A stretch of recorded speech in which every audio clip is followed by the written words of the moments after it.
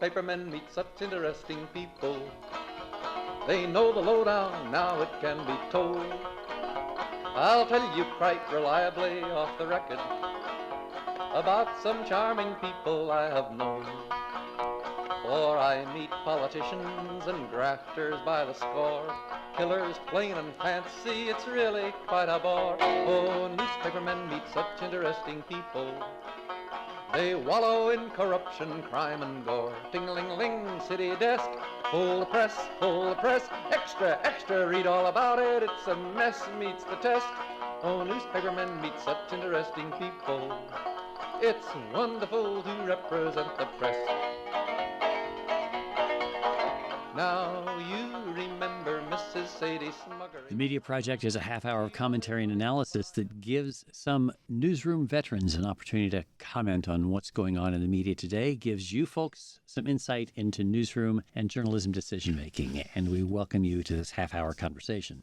I'm Rex Smith, formerly editor of the Times-Union, now publishing The Upstate American on Substack, and I'm here with Barbara Lombardo and Judy Patrick. Judy Patrick, formerly editor of the Daily Gazette in Schenectady. What are you up to today? You know, I've said this before, but I'm so unhappy with the performance of the White House press corps or any reporter who gets to ask President Trump a question. I just think they're falling down on the job.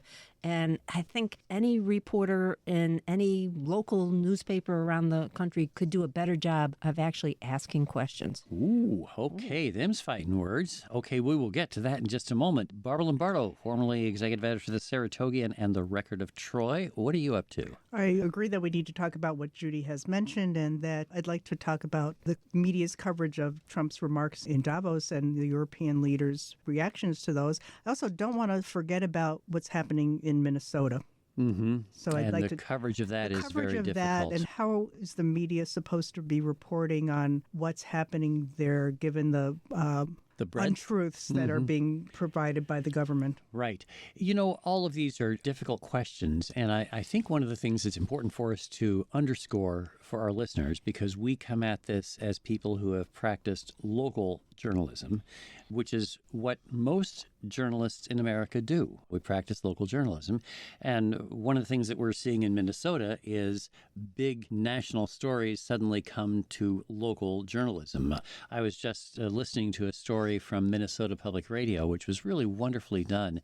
I think that there has been some strong reporting on the ground by local media when these big stories come into their tent. But what is difficult in all these things, and I think, Judy, what you were alluding to with your criticism of the White House press corps, is how hard it is to make some of these, in making an assessment about how far you push to try to get what's true and how far you are pushed back against with assertions to the contrary. I mean, just the most egregious example is, of course, when Donald Trump in Davos kept saying Iceland when what he really meant, of course, was Greenland. And then his press secretary pushes back and says, oh, this is just the media making a big deal of it, that he actually said Iceland in his prepared remarks.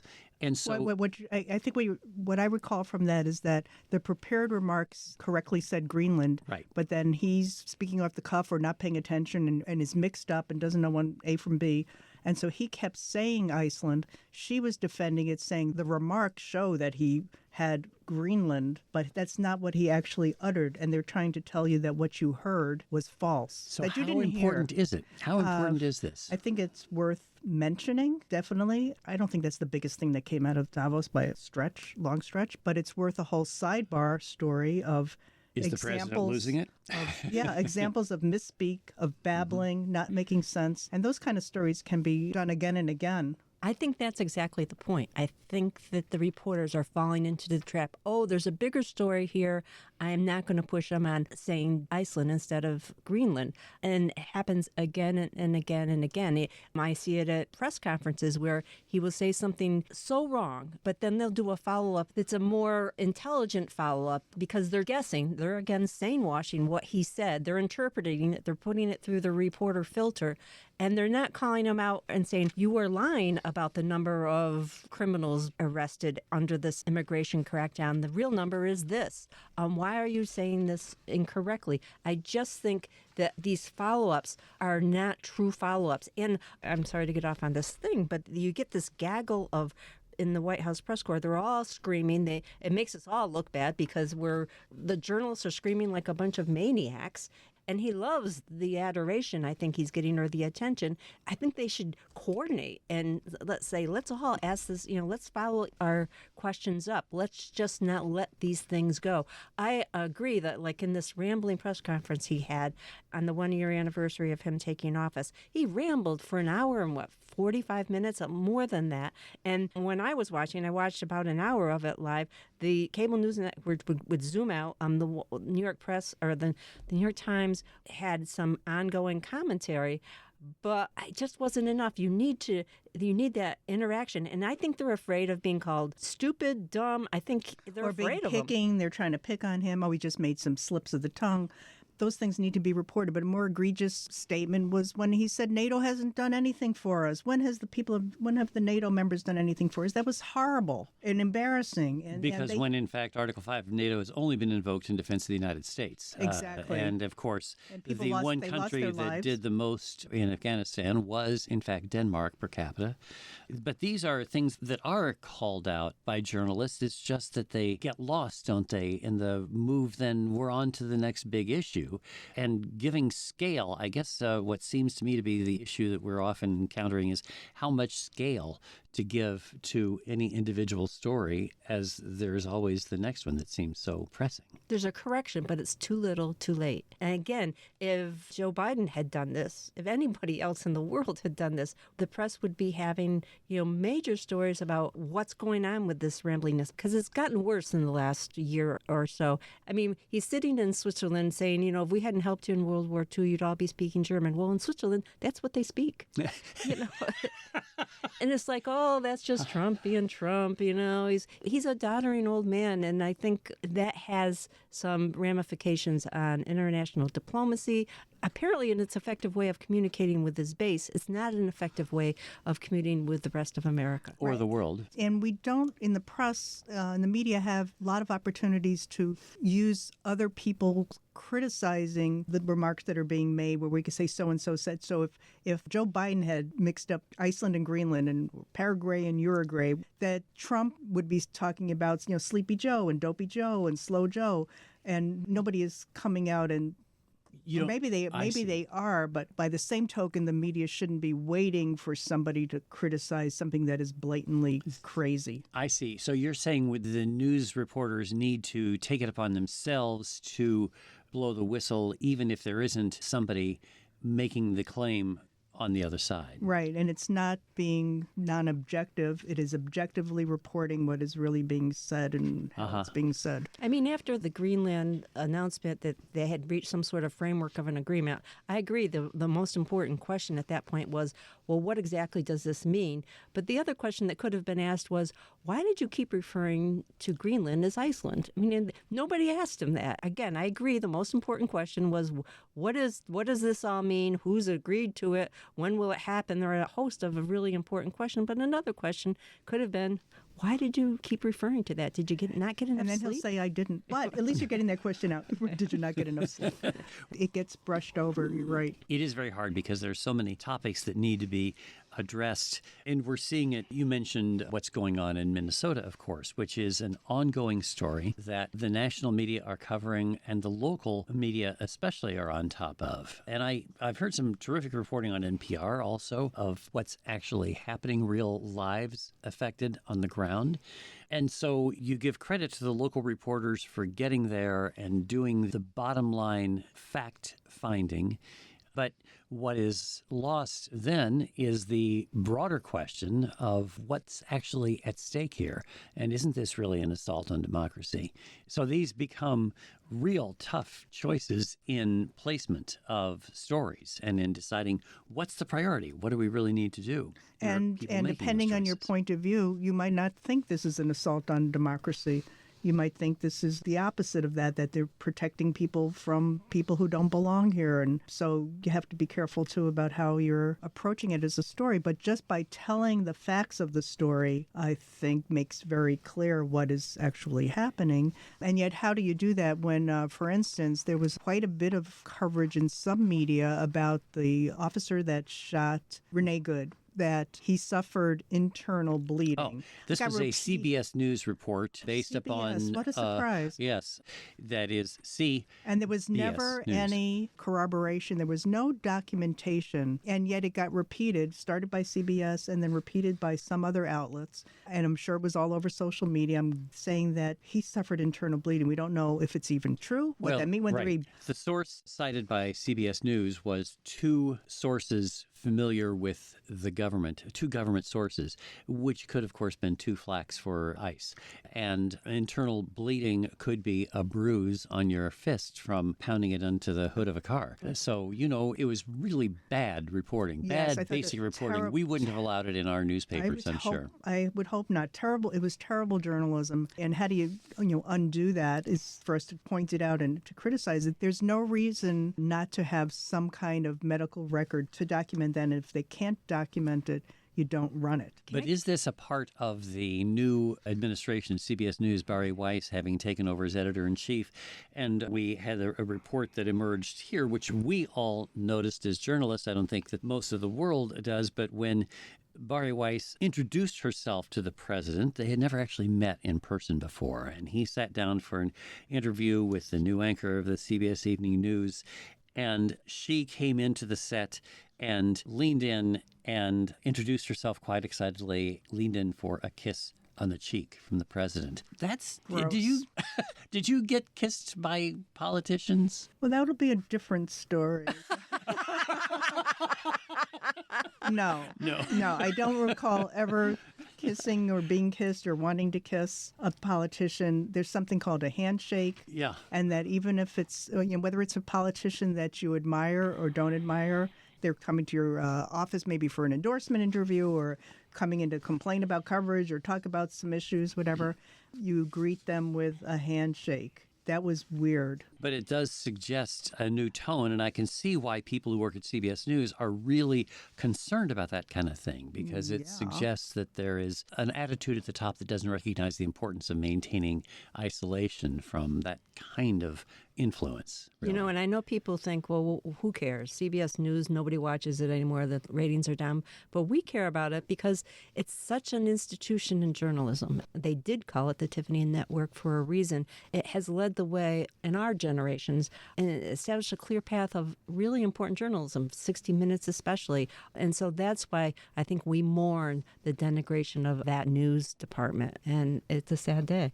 We don't know, of course, what stories are not being pursued. I think every news organization knows that you don't have enough time and energy to pursue every story that might be something that you'd like to go after.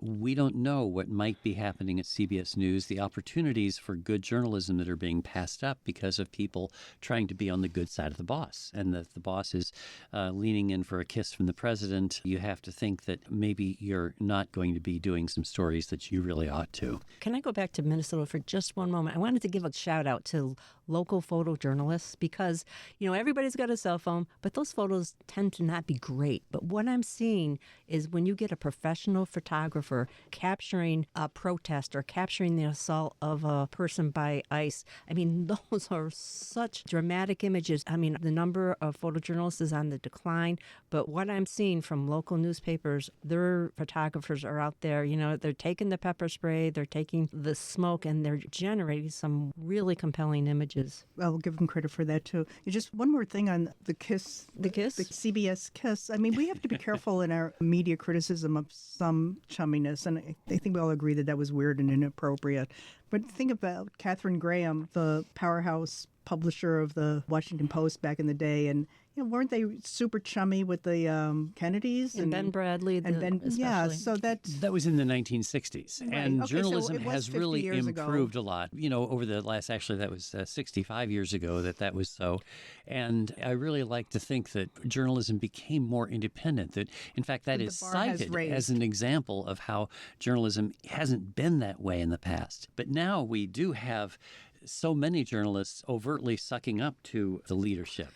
It's really tragic, or people who pose as journalists, folks like Tucker Carlson or Megyn Kelly. And it's very difficult. And at the same time, we have to be careful. Those of us who do maintain the importance of independence have to recognize that sometimes even our language matters. I was looking at a piece from FAIR. Fairness in Accuracy in Reporting is a progressive media watchdog group, and they were noticing how most of the coverage of the American action in Venezuela refers to the arrest of the president of Venezuela, refers to the capture, when in fact those make it sound like it's a legitimate law enforcement action as opposed to a kidnapping of Maduro, or an abduction would have been the right word. These are detailed editorial decisions that are important in terms of setting the tone for what's going on. Calling it an arrest gives legitimacy to what is actually, in the context of international law, a lawless act by the United States government. So these are things that journalists have to think about all the time as they're doing them. And it's very difficult, of course, to do that under the pressure of deadline. But I think your opening point on this, Judy, to the point that a lot of local journalists would know better what to do than some of what we're seeing, we think, on the national level. Some of these decisions are very much like the decisions that we had to make every day. Like, would you call someone on the street with a sign protesting an ICE action in your town? Do you call them an activist or you call them a protester? I think that's an activist has a connotation, a negative connotation, especially among people who are Trump supporters. So that's an issue that's being played out right now in Minnesota. I heard some criticism. Some activists were waiting for their children to get released from school. They were standing on the street. So this is one of the basics we talk to young journalists about the choice of words and to explain to them how some words are really loaded. Right. Yeah, I think that's a really good one, and it applies all over the country because there are so many protests going on right now on levels large and small. And what would you tell your people in your newsroom? Do you call them protesters or do you call them activists? I mean, I would lean toward protesters. Mm-hmm. I think that's exactly the kind of thing that you need to pay attention to. And it's a subtle kind of a change, but it matters. We're going to see this increasingly as organizations try to avoid being targeted by the Trump administration.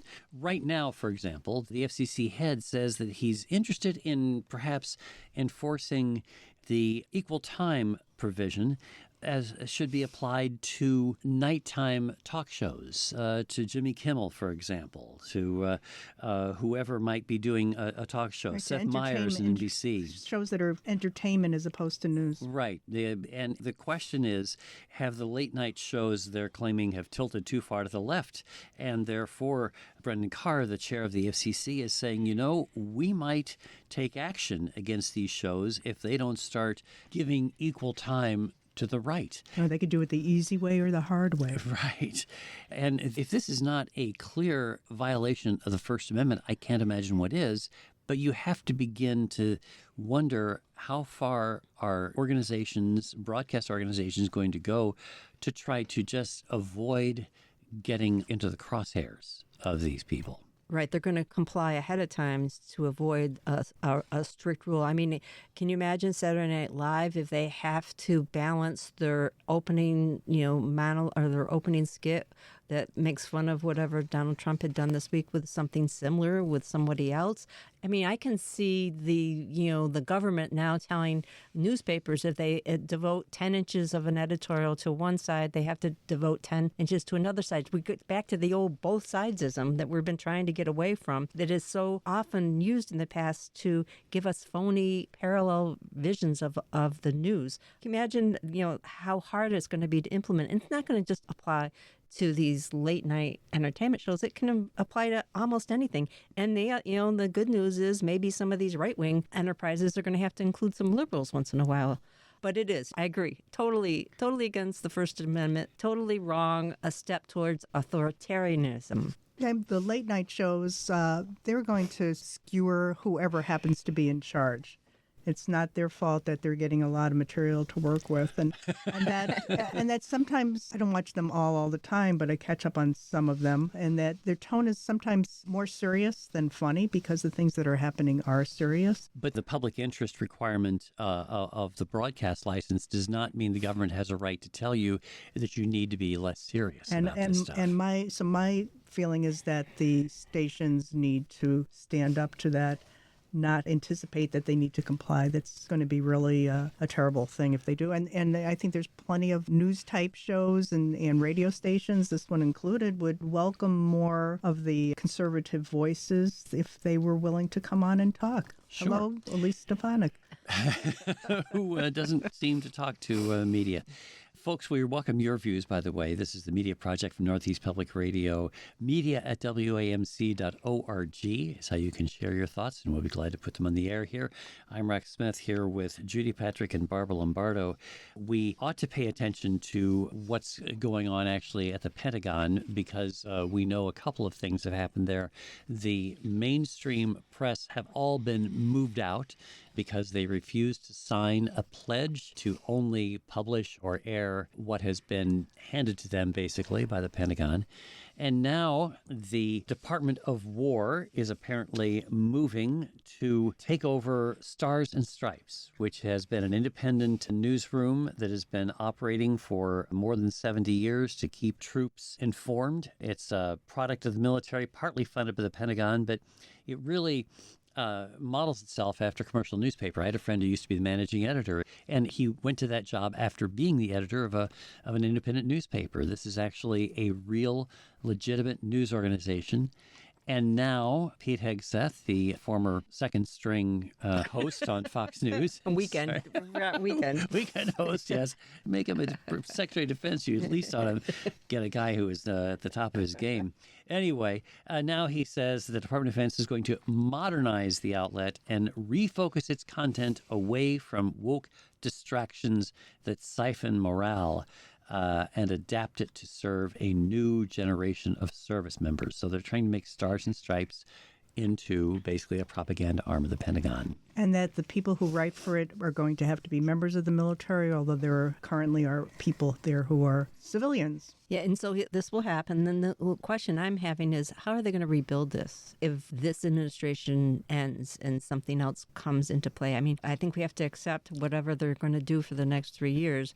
But I think they're going to lose talent, they're going to lose tradition, and they're going to lose credibility. You know, there's nobody who can smell untruths better than a service guy. You know, those guys, they know when they're being lied to. They know when things are being spun. And so once they start throwing that Stars and Stripes in the garbage when it arrives every week, it's going to be hard to build it back up. When I heard that news, I contacted a really talented journalist who had started with me at the Saratogian when she was first out of school, but where she was for many years at the Military Times until 2020, and which is independent of the Pentagon, so that's still safe. But she has a lot of friendly acquaintances who are at Stars and Stripes and are up in arms about the credibility. Yeah, propaganda is not going to increase morale. Well put. And finally, we see a pushback now from the Washington Post. The legal papers have been filed. The battle is joined over the government bursting into the home of a reporter, taking her materials. A judge has now ordered that the government not access those electronic files and use her material until there's been an opportunity for a full hearing as to whether this seizure was in fact legal. And I think it's really important for us to not lose sight of this, because it is this kind of intrusion of the government into private affairs, into the First Amendment protected news media, that really is reflective of a more authoritarian move in the government. And so it's very hard for us to keep public attention on this, because a lot of the public will think, well, it's just the media thumping its own tub. But in fact, this has great implications for a free press in the country. And the other thing is that I'm glad that this happened to a big newspaper with the legal resources to fight it. You worry about what would happen to a smaller newspapers who can't afford to hire the lawyers to challenge it. The other thing is the government has been told that they cannot open the laptop or look at the laptop or look at the files. And I just have a hard time believing that they actually haven't already done it and taken their little memory device and downloaded the content anyway. Yeah, I'm with you on that. All right, we are out of time, and that is a most interesting conversation where we've tried to put together the notion of the same standards that apply to local media need to be applied to these huge national and global stories as well. And we are grateful, folks, for you listening. Barbara Lombardo, Judy Patrick, and I'm Rex Smith, with gratitude to the producer of the Media Project, David Gastina, and to you folks for joining us. Hope you'll be back again next week for the Media Project. When they know they've got a people's fight to wage, ting-a-ling-a-ling, newspaper guild, got a free new world to build. Meet the people, that's a thrill, all together fits the bill. Oh, newspapermen are such interesting people. It's wonderful to represent the guild.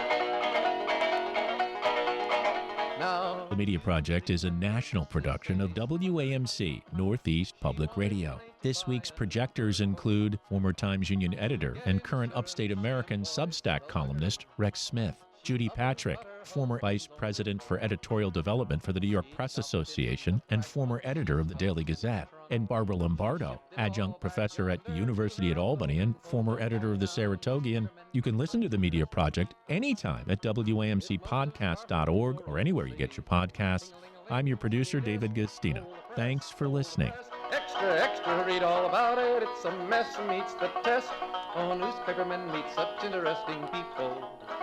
Like the richest girl who could not bake a cake. Ting-a-ling, ting-a-ling, ling-a-ling-a-ling.